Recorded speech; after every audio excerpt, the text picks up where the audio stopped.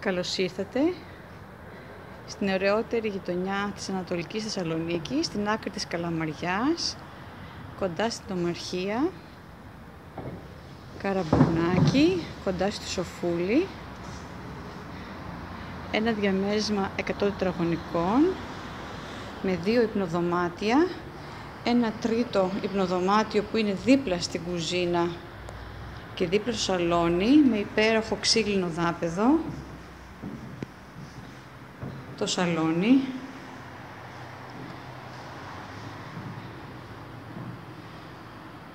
στο χολ,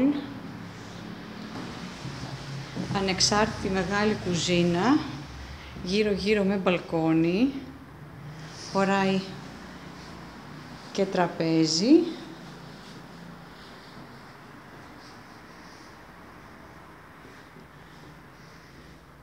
Και τα υπνοδωμάτια. Ένα. Το δεύτερο μεγάλο υπνοδωμάτιο με μεγάλη ντουλάπα από τοίχο σε τοίχο. Πολύ φωτεινό, ήσυχη περιοχή. Η πίσω μεριά βλέπει σε πάρκο.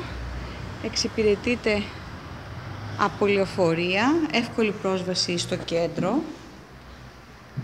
Ατομικό φυσικό αέριο. Η πόρτα είναι θωρακισμένη και το μπάνιο με μπανιέρα και χώρος για πλυντήριο.